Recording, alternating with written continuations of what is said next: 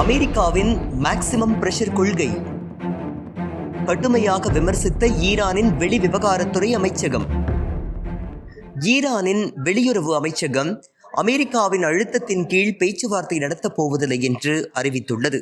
அமெரிக்காவின் வரலாறே விரோத நடவடிக்கைகள் மற்றும் உறுதியற்ற வாக்குறுதிகளால் நிரம்பியிருப்பதாக ஈரானின் வெளியுறவு அமைச்சகம் விமர்சித்துள்ளது.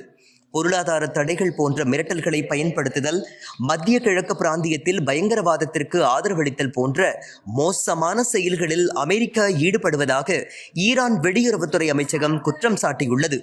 மேலும் ஈரானின் அணுசக்தி ஒப்பந்தத்தை அமெரிக்கா மோசமாக பின்பற்றுவதாக அறிவித்துள்ளது.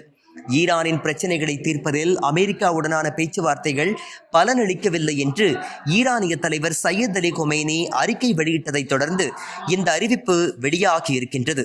2015 அணுசக்தி ஒப்பந்தத்தில் இருந்து அமெரிக்கா விலகியதே வாஷிங்டனை நம்ப முடியாது என்பதற்கான சான்றாக இருப்பதாக கொமேனி சுட்டிக்காட்டியுள்ளார். அமெரிக்காவால் மீண்டும் கொண்டுவரப்பட்டுள்ள மேக்சிமம் பிரஷர் கொள்கையானது ஈரானின் தேசிய நலன்களுக்கு எதிரானது என்றும் ஈரானின் வெளிவிவகாரத்துறை அமைச்சகம் அறிவித்துள்ளது. வீடியோவை உங்களுக்கு வழங்கியோர் www.alyaonlinestore.com. ட்ரை ஃப்ரூட்ஸ், நட்ஸ், கிமியா பேரிச்சம்பழம், குழந்தைகளுக்கான விளையாட்டு பொருட்கள் உள்ளிட்ட 100க்கும் மேற்பட்ட பொருட்களை இந்த இணையதளம் மூலம் வீட்டிலிருந்தே வாங்கிக் கொள்ளலாம்.